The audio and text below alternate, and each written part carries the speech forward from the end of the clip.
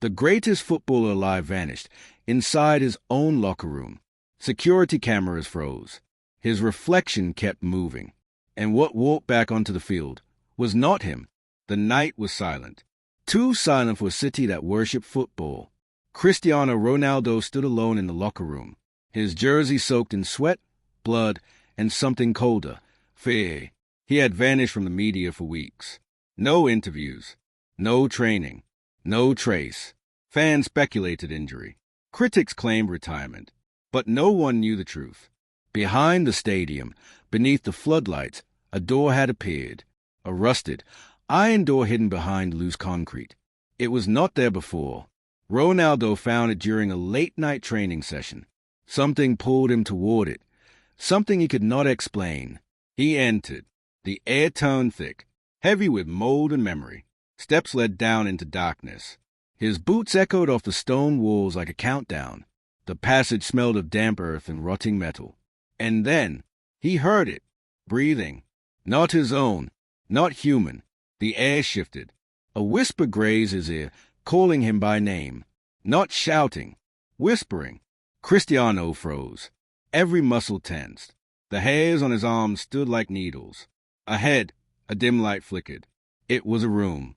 Circular, lined with mirrors. But the mirrors did not reflect him. They showed versions of him, twisted, bruised, aged. In one mirror, his eyes were missing. In another, he was buried beneath a pitch.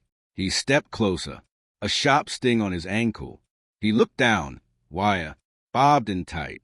Blood soaked his sock, and the door behind him slammed shut. A scream echoed through the tunnel. It was his own voice, but he had not spoken. And then, a shadow moved across the mirror. It had his face, but its smile was wrong. Too wide, too calm. The voice returned. You are done, Cristiano. Now, begin again. The air around him dropped 10 degrees. His breath clouded the glass, but the shadow's breath did not. Cristiano reached for the mirror, hand trembling. His fingertips met ice, but the figure inside moved first. It raised its hand, pressed against the same spot, palm to palm, separated by glass, but something deeper. Then it cracked. A thin fracture split the mirror from top to bottom. Cristiano stumbled back, but the figure leaned forward, unshaken. The mirrors around the room began to tremble. Images blinked like faulty screens. Each showed memories, moments Ronaldo had buried. A child in Madeira, crying under a broken street lamp. His father, drunk, collapsing beside him. A missed penalty no one ever saw. The scream when he tore a ligament alone in his hotel room. Every weakness, every wound. They played on repeat. Louder, faster. Cristiano dropped to his knees. The floor vibrated like a living thing. A low growl echoed through the chamber. He was no longer alone. Figures began to form behind the glass. One by one, they stepped forward. Each of them, him, but twisted. One had no mouth. One was wrapped in chains. One bled endlessly from the eyes. They began to chant. In Portuguese, a voice he recognized. His own voice, multiplied, distorted. Done, broken, forgotten. Done, broken, forgotten. He clutched his ears, but the voices were inside his skull, pounding like a second heartbeat. Suddenly, the room went silent. A new mirror emerged from the floor. Polished, perfect. He crawled toward it. This one reflected him clearly. No distortion, no echo. Just him, exhausted, bleeding, terrified. Then the image blinked. For a split second, the figure in the mirror grinned. But Cristiano had not smiled. The reflection stepped forward, and he felt his own body being pushed back. His lungs compressed. His vision dimmed. His heartbeat slowed. Then, just before the mirror shattered, he screamed, louder than he ever had. Not in fear, in defiance. The glass exploded outward. Shards sliced through the air like razors. The chanting stopped. Smoke poured from the broken frames. The mirror versions began to melt, their faces sagging like wax, their eyes dripping down their cheeks. Cristiano stood. Blood streaked his forehead, but his eyes were wide, awake, unbroken. From the smoke, A shape rose. Tall, thin, wearing a referee's uniform. But its whistle was a key. It stepped forward. No face. Just darkness. And in a voice that sounded like rusted metal. You were never meant to return. The walls cracked. Stone fell like hail. Water seeped in from nowhere, rising fast. Cristiano turned. But the door was gone. The only exit now was through the thing in front of him. It raised a key, inserted it into its chest, and turned. A door opened within its body. Behind it, a field, floodlights, cheering, temptation. He stepped forward, drawn by the sound, the scent of grass, of victory. But just before he entered, the figure spoke once more. This time, you play for them. Cristiano paused. His heartbeat synced with a rising chant behind the walls. Something ancient, hungry, watching. He looked over his shoulder. The mirror pieces still twitched on the floor. One of them showed his family, sleeping peacefully. The lights behind the figure flared. The crowd roared louder. But there was no stadium, only void. His next step would decide everything. But the moment he lifted his foot, a cold hand grabbed his ankle and pulled. The grip was inhuman, icy. Needle-sharp fingertips dug into his skin. Blood rushed to his head as he tumbled backward. His foot never touched the door. Cristiano fell hard, hitting the stone with a thud. He twisted around, gasping, and saw what had grabbed him. It was him, but older, gaunt, eyes sunken, hands trembling with rage or hunger. "Stay," the figure hissed, its voice layered with whispers. "That door is a lie." Cristiano tried to crawl back, but the grip tightened. The air smelled of burnt leather and rotting laces. Above him, the referee thing stood still, unmoving, waiting, the door in its chest still open. The cheering crowd beyond it began to fade, now replaced with static, broken sounds, cries for help. The stadium was screaming. Cristiano kicked at the figure, connected, its jaw cracked sideways, hanging by threads, but it did not let go. Another hand emerged from the floor. Then another. Dozens. All pale. All his. Versions of himself dragged from under the surface. Wearing jerseys from every stage of his life. United. Madrid. Juve. Ulnas. Even Sporting Lisbon. The boy version. Eyes wide. Terrified. They all began pulling him down. Into the stone. Into the cold. The room began to collapse inward. Mirrors burst in slow motion. Pieces froze midair. Time bent. Cristiano fought to stay conscious. His pulse raced. Every breath was a battle. He screamed again, this time a name. No one heard. Then, a sound. Sharp. High-pitched. A whistle. Not the key. Not the creature. Something else. The referee thing turned its head. Slowly. Deliberately. And from behind it, another figure entered the room, blinding light behind him, walking calmly, boots shining. It was a man, tall, confident, and he carried a ball. The crowd sound returned. Only this time, it was real. The chants were real. Cristiano. Cristiano. The figure stepped into the circle. Ronaldo's captors froze. Every hand stopped moving. The man bent down, offered a hand, voice low, firm. "Stand up. This is not your final game." Cristiano looked up through tears and blood. The face was familiar. Too familiar. It was his father, but younger, alive. Or something pretending to be. He took the hand. Every version of him screamed in unison. The room exploded in white light. Cristiano stood. The ground no longer there. Only sky. Only stars. And the feeling of being watched by thousands. Millions. The crowd now deafening. But there were no fans. No stadium. Just darkness surrounding him. And one spotlight. Above a goal. Empty. Silent. Then a ball rolled toward him. Perfectly placed. At his feet. He looked down. It was old. Cracked leather. But pulsing. Beating like a heart. And across it, written in his own handwriting, one word. Decide. His foot hovered. One kick. And everything would change. But behind him, Something breathed, louder, hot, and very close. Cristiano did not turn. He could not. The breath behind him carried weight, like a furnace exhaling. Each gust blistered the back of his neck. The ball at his feet pulsed faster. Thump, thump, thump. The word decide began to shift. Letters sliding as if alive. Now it read, deceive. He blinked, rubbed his eyes, but it shifted again. Die. The ground beneath him rippled like water. He could no longer feel his balance. The goal ahead flickered. Not a goal anymore. It was a mouth, gigantic, grinning. Wooden posts now jagged teeth. The net, a web of veins. The crowd's roar turned into wails. Cries. Each chant became a scream for mercy. He stepped back. His heel touched something wet. He toned. A shadow towered behind him, twisting smoke. Limbs that stretched beyond sight. No face, but it wore his jersey. Number 7. It spoke with 1,000 voices. None human. You played your part. Now you wear the silence.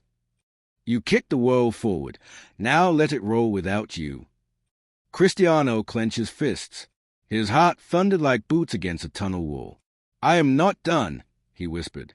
Even his voice felt foreign, distant, barely real. The shadow laughed, long, low, mocking.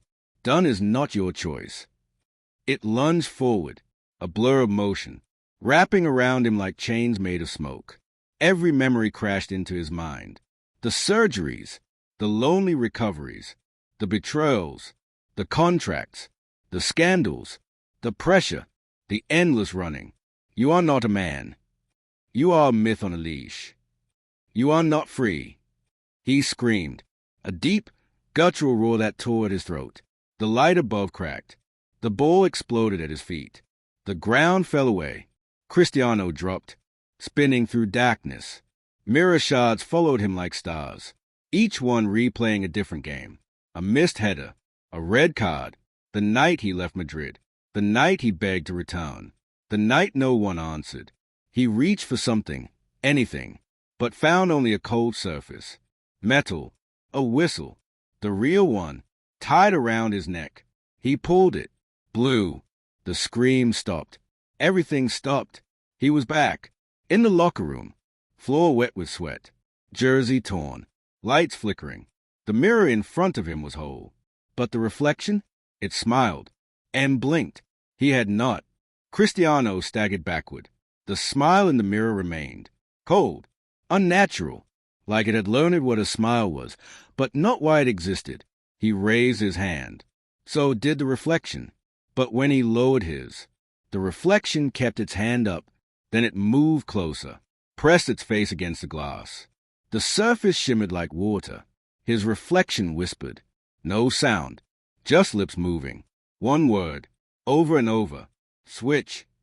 Switch. Switch. Cristiano backed into the bench. The room had changed. Everything was off. His boots were not his.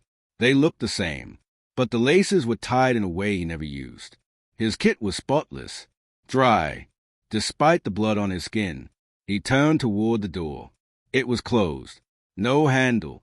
He reached for it anyway. His fingers passed through it. Like mist, panic built in his chest. His breath came fast. He looked back. The mirror now glowed, and his reflection was gone. The glass showed only the room. Empty. No him. Then a sound. Cleats on tile. Slow. Measured. Each step echoing longer than the last. He spun around. Nothing. The sound again. Behind him. He turned. Still nothing. But the mirror now showed it. A figure in the hallway. Approaching. Step by step. Cristiano could not see it directly. Only in the mirror. Only when he looked away. Closer. Closer. It wore a cloak made of number 7 jerseys, stitched together with what looked like shoelaces and veins. The face, a blur of all his expressions. Smiling, crying, screaming, blank. Cristiano turned toward the hallway, raised a fist. But the hallway was empty. Only the mirror showed the truth. The figure now stood just behind him, breathing down his neck. The same scorching heat as before. His pulse slammed in his ears. He turned quickly. Nothing. He faced the mirror again. This time, the figure was inside it, not behind him. Its hands pressed against the glass, mouth open in a silent scream.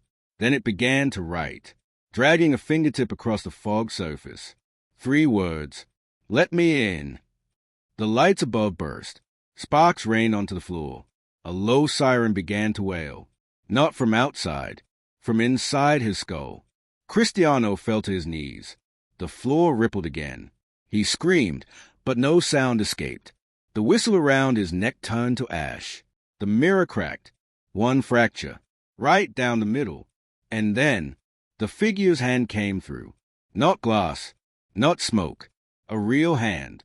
Veined, cold, familiar. It gripped his wrist. Cristiano pulled away. But it tightened. The voice returned. No longer whispering. No longer patient. Switch. He resisted. Veins bulged in his arms. Teeth clenched. I am real, he shouted. I am still me. But the reflection did not care. It began to pull. Cristiano's arm passed through the mirror. His shoulder, his chest. The light around him faded. And inside the mirror, the other Cristiano smiled. Because he was stepping out, free, and Cristiano was falling in. Cristiano's scream was swallowed by the glass. No echo, no air, no sound at all. The cold rushed into his lungs like ice water. Every breath burned. His vision blurred, not from pain, but from separation.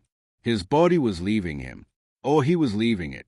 Half of him still clung to the real world, kicking, fighting, digging cleats into tile. But the other half, the one the mirror wanted, was nearly gone. The reflection, his perfect double, stood now in the locker room, head held high, chest rising and falling, alive, free, smiling.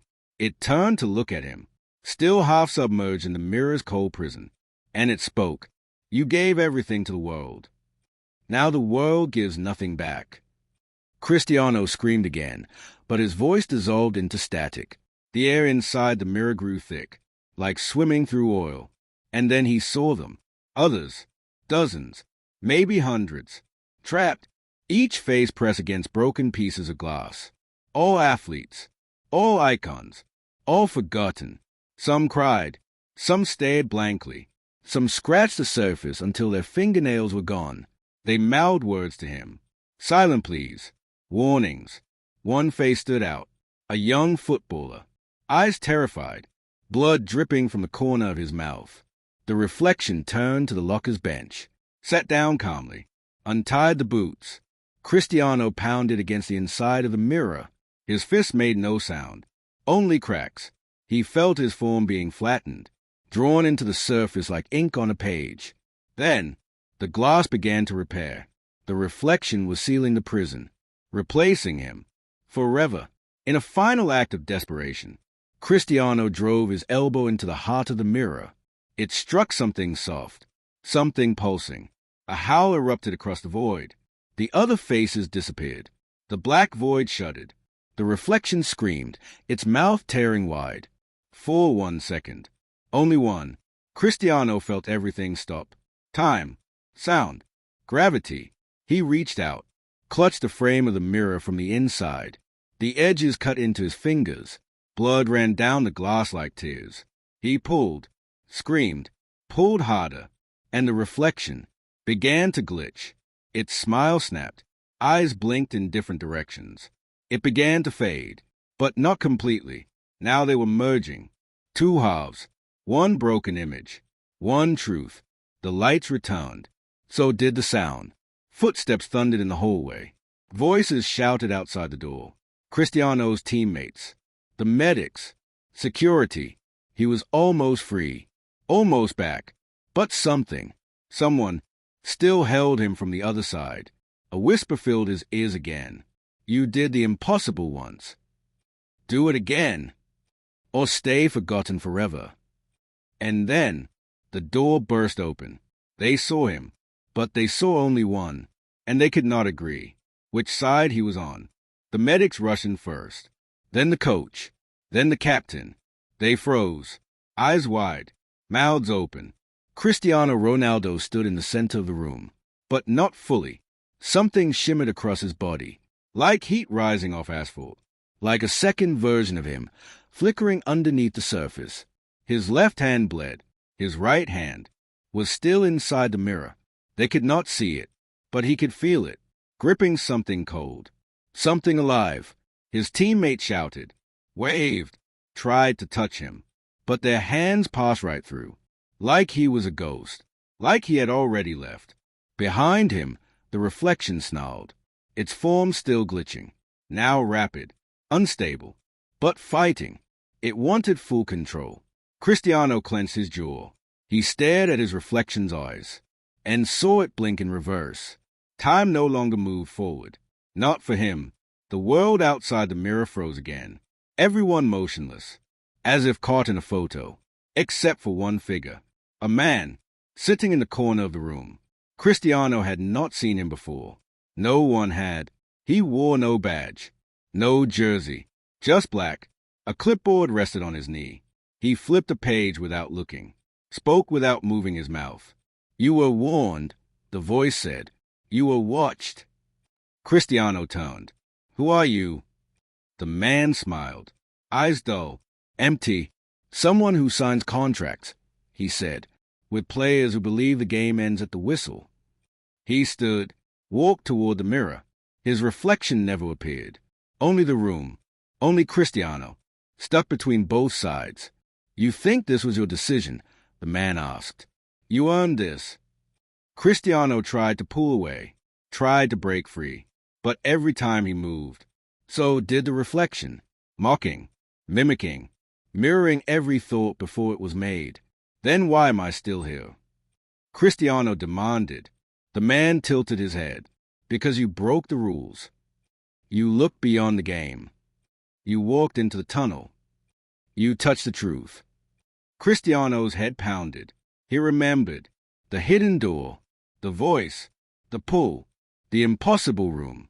You were not supposed to see what you saw, the man whispered. Now you have two choices. The mirror pulsed. The frame bled. The air buzzed like an electrical storm. Cristiano's right hand was still locked inside, still gripping the reflection's wrist. The man stepped forward, placed a single finger against the glass. Two versions of Cristiano flashed before him. One, on the field, rising again, a god of football, victorious. The other, empty, soulless, famous, yes, but no longer himself. One would be worshipped. The other would be free. The mirror screamed. The man grinned. Time began to snap back into motion. Slowly, footsteps resumed. Voices returned. Reality raced to catch up. And then, the man leaned in. Make the impossible choice, Cristiano. Or we will make it for you. The glass splintered beneath his hand. Cristiano gasped. The reflection grinned wide. And the world shattered. The shatter sounded like bone breaking underwater. Muffled. Wet. Final. But nothing fell. Not the glass. Not the reflection. Not even Cristiano. Everything hovered. Each fragment of mirror suspended midair, spinning slowly, showing images from both sides. On one side, the world he knew, teammates shouting, medical staff reaching, the stadium just beyond. On the other, endless darkness, twisted versions of matches never played, trophies melting, faces warped in silent horror. He floated between them, weightless, breathless, speechless. The man in black stood just beyond the chaos, unaffected, still smiling, now holding the clipboard like a weapon. One by one, the shards began aligning, reforming, but not into a mirror, into a door. Cristiano's heartbeat slowed. Everything around him blurred. He could not tell if he was dying or being born into something else. The door glowed faintly.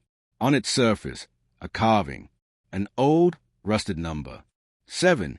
But the curve of the number bled into a hook, and the hook bent into a chain, and the chain wrapped around the edges of the door. Cristiano reached for it. His hand, now glowing slightly, hovered inches away.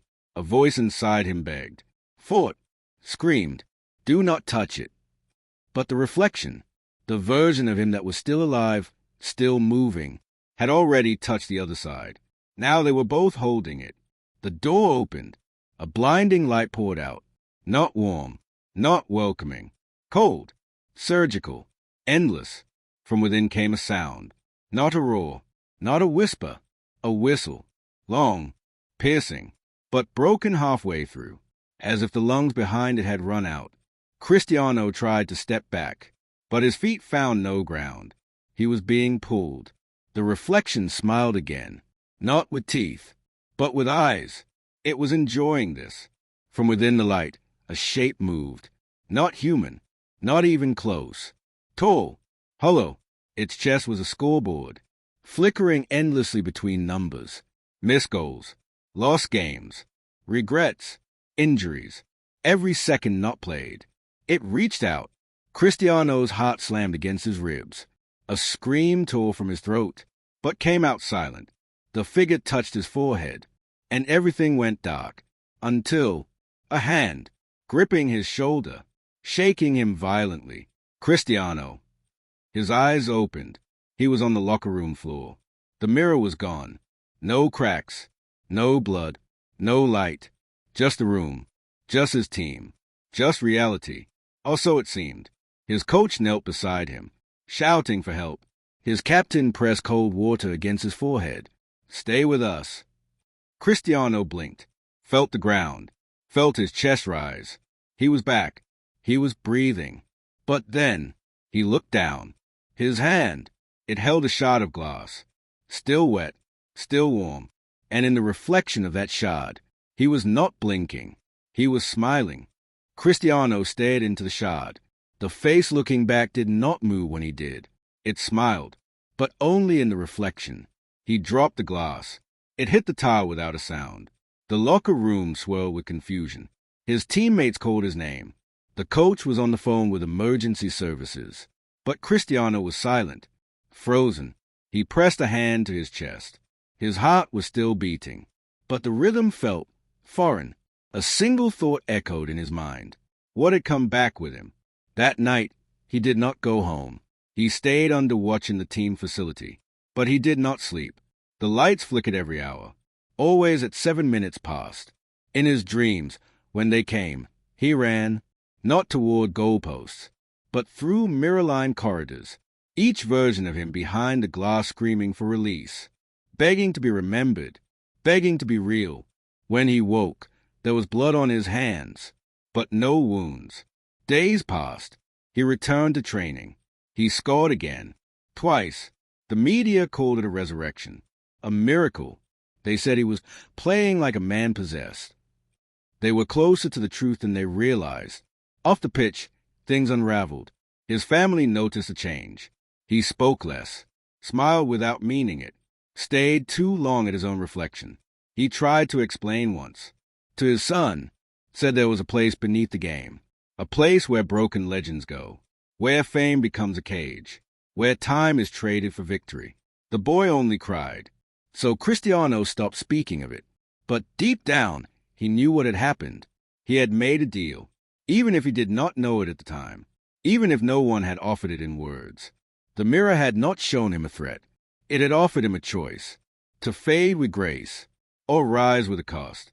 He chose to rise. And now, he played harder. He ran longer, but he felt less.